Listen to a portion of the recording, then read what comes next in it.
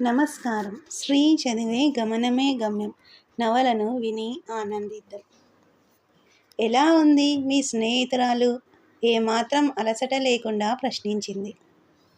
మా విశాల బాగుంది. దాని జీవితాన్ని నా జీవితాన్ని పోల్చి చూసుకుంటే నాకు కొత్త విషయాలెన్నో తోస్తున్నాయి. నేను, నువ్వు, విశాల ముగ్గురం ఆధునిక స్త్రీలమే. కానీ ఒక్కొక్కరిది ఒక్కో తీరు. ముగ్గురం మూడు విధాలుగా సంప్రదాయాలను ధిక్కరించాం. విశాల పెళ్లి కోసం తల్లిని, కులాన్ని కాదనుకుంది. నేను కులాన్ని ధిక్కరించిన కారణం వేరు. విశాల దృష్టిలో నాది పెళ్లి కాదు. నువ్వు దేశం కోసం భర్తకు వేరే పెళ్లి చేశావు. ముగ్గురం చదువుకున్నాం.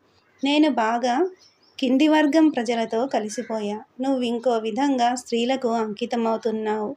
విశాల ప్రజల గురించి ఎంత ఆలోచిస్తోందో తెలియదు. అన్నపూర్ణ మరో విధంగా ఆధునికతలోకి వచ్చింది. అసలు ఆధునికత అంటే ఏమిటి? సంప్రదాయాన్ని కాదనటమే ఆధునికత? ఎవరి ఆధునికత వారిదేనా? దాని ఫలితమేమిటి? ప్రయోజనమేమిటి? సంప్రదాయం ధిక్కరించడం అంటే ఒక్కొక్కరికి ఒక్కో పద్ధతే కదా. వీటన్నిటికీ కులమేనా మూలం? ఆధునికత కోసం జరిగిన సంస్కరణల మూలాలన్నీ కులాన్ని బట్టే అక్కడే ఉన్నాయనిపిస్తోంది. అసలు మన దేశంలో ఇవన్నీ బ్రిటిష్ పాలన వల్ల జరగవలసిన రీతిలో జరగటం లేదనిపిస్తోంది దుర్గ. మనం ఆధునికత అనుకుంటున్న దానిలో ఎంత సంప్రదాయం కలగలిసి ఉందో ఆలోచిస్తే మతిపోతోంది. రెండింటిలోనూ సమస్యలున్నాయి. రెండింటిలోనూ విలువల పతనం ఉంది, ఉత్థానం ఉంది. ఏది పరిష్కారం కాదనిపిస్తోంది స్త్రీల సమస్యలకు. ముఖ్యం కులాలుగా విడిపోయి ఉన్న స్త్రీలకు. ఈ రెండింటినీ ఒకదానికొకటి వ్యతిరేకంగా నిలబెట్టకుండా, సింపుల్గా చూడకుండా ఇంకా లోతుగా అర్థం చేసుకోవాలేమో. మార్పు ముఖ్యం. మార్పు వస్తోంది. మనం అనుకున్నట్లు కాకపోవచ్చు. స్త్రీలు మార్పు తేవాలి. మార్పుకి గురయ్యే వారిగా మాత్రమే మిగిలిపోకూడదు. ఇది చాలా పెద్ద విషయం. మన జీవితాన్ని కఠిన పరీక్షలకు గురిచేసే విషయం. శారద అలసిపోయినట్లు ఆగిపోయింది. నేస్తురాలి ఇంటికెళ్ళి విందు భోజనం చేసి వస్తావనుకుంటే ఇలా తలనిండా ప్రశ్నలు నింపుకొచ్చావా? ఈ ప్రశ్నలే శారద మన ఆధునికతకు గుర్తు. మనమున్న స్థితి నుంచి మనల్ని మార్చేది ఈ ప్రశ్నలే. స్త్రీలుగా మనం ఈ మార్పు వల్ల ఏమైపోతున్నాం, మనకేం జరుగుతోంది అనేది గమనించుకోకపోతే నిరంతరమైన మార్పులో ఆనవాళ్లు లేకుండా కొట్టుకుపోతాం. మనం ఎందుకు బయలుదేరామో కూడా అంతుపట్టని అయోమయంలో కూరుకుపోతాం. కులం చాలా ముఖ్యం మన దేశంలో. రాజ్యాంగంలో దాని గురించి అంబేద్కర్ చాలా జాగ్రత్తలు తీసుకుంటున్నారు. ఆయన్ని వ్యతిరేకించే వాళ్ళెందరో. స్త్రీ పురుషులు సమానమంటే ముఖం చిట్లించేవారు కూడా ఉన్నారు మా సభలో. ఇక కులాలు, హరిజనులు అంటే వాళ్ళకి ఒంటికి కారం పూసుకున్నట్లే. వాళ్ళందరినీ ఒక దారికి మళ్లించటానికి అంబేద్కర్ ఎంత శ్రమ పడుతున్నారో. ఆయనకు ఉడతా సాయం మాలాంటి వాళ్ళం. నెహ్రూ కల మన రాజ్యాంగం చాలా గొప్పగా ఉండాలని, అది అంబేద్కర్ వల్లే అవుతుందని ఆయన విశ్వాసం. ఆ ఇద్దరి మాటల మధ్య ఎప్పుడు తెల్లారిందో వాళ్లకు తెలియదు. ఈ ప్రయాణం విషయాన్ని నాయకులకు ఎలా చేరవేయాలా అని ఆలోచిస్తూ బెజవాడ వచ్చింది. బెజవాడ రాగానే తాను నెహ్రూని కలిసిన విషయం ఒక ఉత్తరంలో, కంటికి కన్ను పంటికి పన్ను నినాదానికి, ఈ కార్యక్రమానికి తనకు చాలా అభ్యంతరాలున్నాయనే విషయాన్ని మరో ఉత్తరంలో రాసి అగ్రనాయకులకు అందేలా వాటిని పంపింది. కమ్యూనిస్టు పార్టీ నిషేధానికి వ్యతిరేకంగా మహిళా సంఘం చేయాల్సిన ప్రదర్శనకు సంబంధించిన పనులు శారద కోసం ఎదురుచూస్తున్నాయి. ఆ ఏర్పాట్లలో మునిగిపోయింది. ఆ రోజు బెజవాడ వీధులన్నీ స్త్రీలతో నిండిపోయాయి. పెద్ద ప్రదర్శన. జెండాలు, తోరణాలు, బ్యానర్లు, వీటితో నినాదాలిచ్చుకుంటూ సాగుతున్నారు మహిళలు. మెల్లి, సూర్యావతి, శారదాంబలు ముందర నిలబడి అందరినీ నడిపిస్తున్నారు. వెనకాల వందల సంఖ్యలో స్త్రీలు. గవర్నరుపేట రాగానే ఏదో సంచలనం. పోలీసులు అనే కేకలు. కొందరు వెనకాల ఉన్నవారు సందులలోకి, తెరిచి ఉన్న ఇళ్లలోకి తప్పుకున్నారు. పోలీసులు బాష్పవాయువు వదిలారు. చాలామందికి అది ఎలా పనిచేస్తుందో తెలియదు. కళ్ళు మండి కనపడక కంగారు పడి కేకలు పెట్టారు. కానీ ప్రదర్శన ఆగలేదు. పోలీసులు అడ్డగోడలా నిలబడి ఆపారు. శారదాంబ గర్జించింది. 144వ సెక్షన్ ఉందన్నారు పోలీసులు. స్వతంత్ర భారతదేశంలో బ్రిటిష్ వాడు పెట్టిన సెక్షన్లను వాడుకొని ఆడవాళ్ల మీద ప్రతాపం చూపటానికి సిగ్గులేదు అని అంటూ పోలీసు దౌర్జన్యాలు నశించాలనే నినాదం ఇచ్చింది. అనేక గొంతులు జతకలిశాయి. పోలీసులు పగడ్బందీగానే వచ్చారు. గబగబా దొరికిన వాళ్లను దొరికినట్టు అరెస్టు చేసి వ్యానెక్కించారు. జనం గుంపులుగా చేరారు. ఇంతమందిని ఆడవాళ్లను అరెస్టు చేస్తారా? ఎంతకు తెగించింది ప్రభుత్వం అనుకుంటున్నారు. మహిళా సంఘం కార్యకర్తలు దాదాపు 60 మందిని 2 వ్యాన్లలో ఎక్కించారు. స్త్రీలు ప్రతిఘటించినా బలవంతంగా వ్యాన్లలోకి తోసేశారు. ఇదంతా జరిగి వ్యాన్లు బయలుదేరేసరికి సాయంత్రమైంది. స్టేషన్కు తీసుకెళ్తారు. రిమాండ్కు పంపుతారు. బెయిల్ తీసుకోవాలి అనుకున్నారు శారద, సూర్యావతి. కానీ వ్యాన్లు ఏ పోలీస్ స్టేషన్ దగ్గర ఆగటం లేదు. బెజవాడ పొలిమేరలకు చేరుతున్నాయి. చీకటి పడుతోంది. అప్పుడే ఎక్కడికి తీసుకుపోతున్నారు మమ్మల్ని? చెప్పండి. శారద అరుపులకు సమాధానం లేదు. కొందరి ముఖాలలో అలజడి గమనించి శారద, కోటేశ్వరమ్మ, రాజమ్మ, పాటలు అందుకోండోయ్ అన్నది. ఉద్రిక్తతతో ఉన్న వాళ్ల గొంతులు మరింత తీవ్రంగా మార్మోగాయి. అందరూ గొంతు కలిపారు. పాటలు పాడి దాహంతో గొంతులు అలసిపోతున్నాయి. కానీ వ్యాన్లు అలసట లేకుండా పోతూనే ఉన్నాయి. చీకట్లు దట్టమయ్యాయి. సమయం 7 గంటలయింది. ఆకలి, దాహం. నా చిన్న తల్లి, దానికి పాలెట్లా అని రాజమ్మ ఏడుస్తోంది. కొందరు చిన్నపిల్లలను తీసుకొచ్చారు. వాళ్ళు ఆకలికి ఏడుస్తున్నారు. పెద్దలెలాగో ఓర్చుకోగలరు. కానీ చిన్నపిల్లలు, వారికేం తెలుస్తుంది? రాత్రి 9 గంటలకు వ్యాను ఆగింది. అందరూ కిందికి దిగారు. చూస్తే అది నందిగామ సబ్ జైలు. బెజవాడ నుంచి నందిగామ తెచ్చారా? విస్తుపోయారు. అందరికీ ఆకలి, దాహం. శారద జైలర్ దగ్గరకు వెళ్ళి గట్టిగా మాట్లాడి నీళ్లు తెప్పించింది.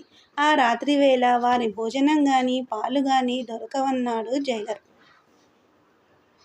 శారద జైలరు టేబుల్ దగ్గరగా కుర్చీలో కూర్చుని, what nonsense you are talking? You don't know that 60 women are coming as prisoners?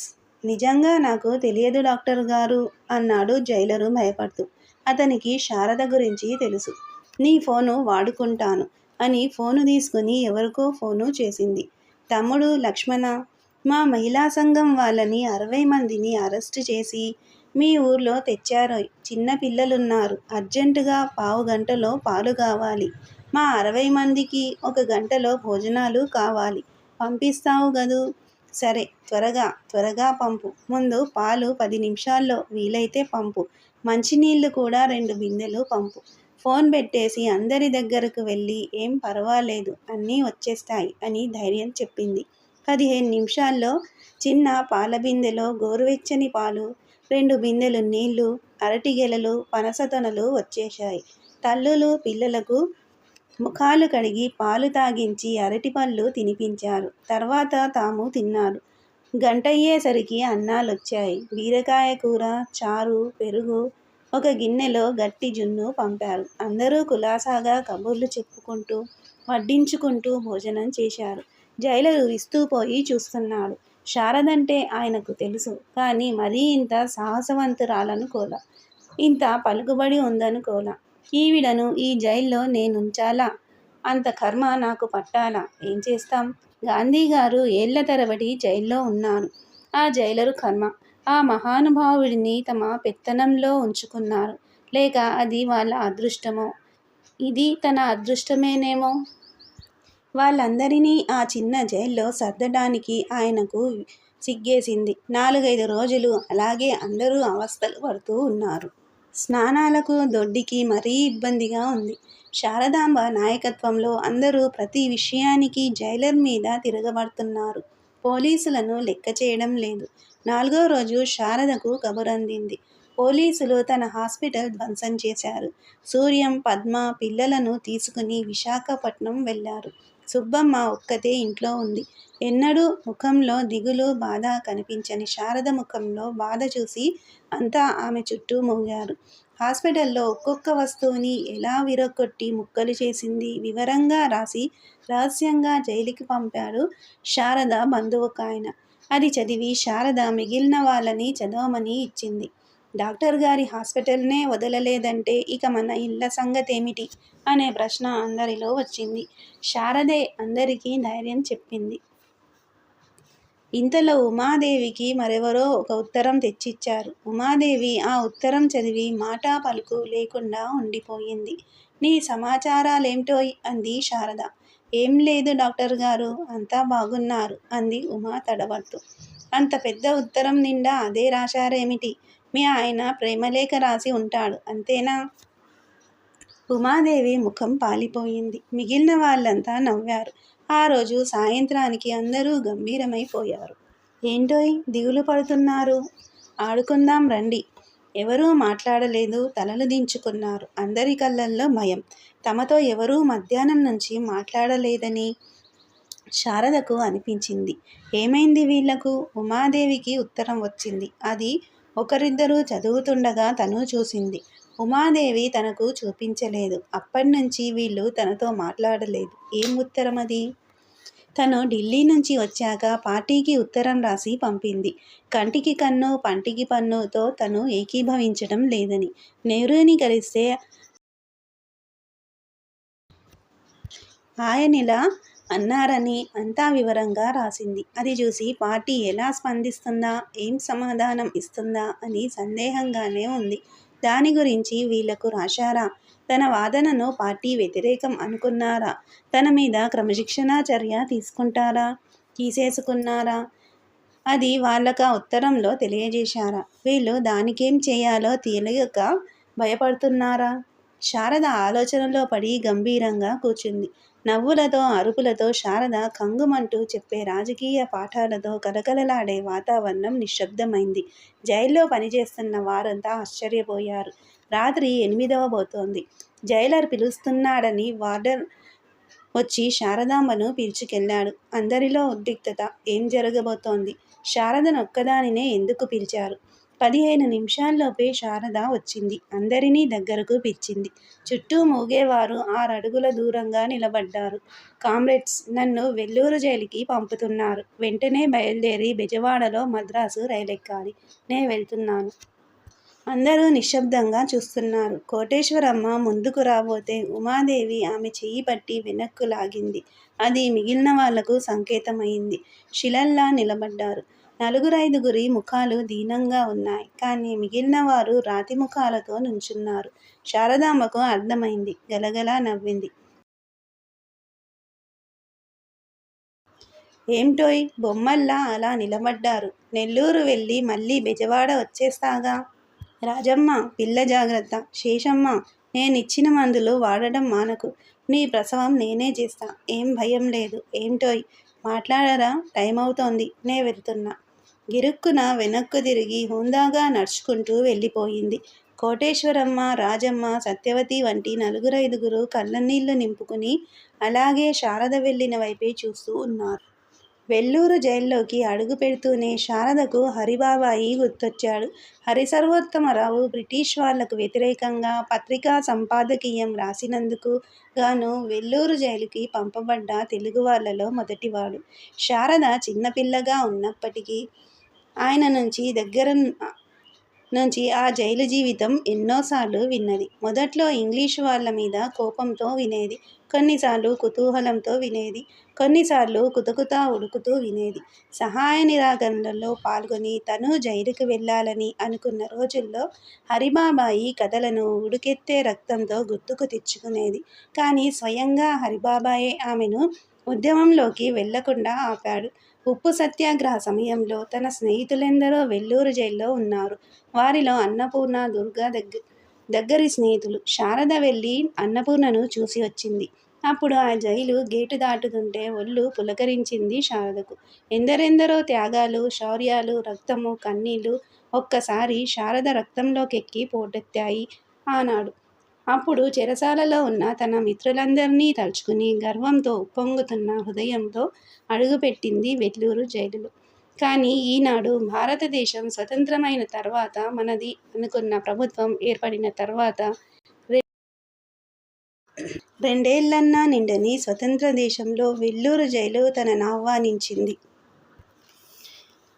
ఈ నవల మీకు నచ్చితే సబ్స్క్రైబ్ చేయండి, షేర్ చేయండి, లైక్ చేయండి, బెల్ ఐకాన్ను ప్రెస్ చేయండి. శ్రీ ఛానల్ ఆడియో నవలను వింటున్నందుకు ధన్యవాదములు.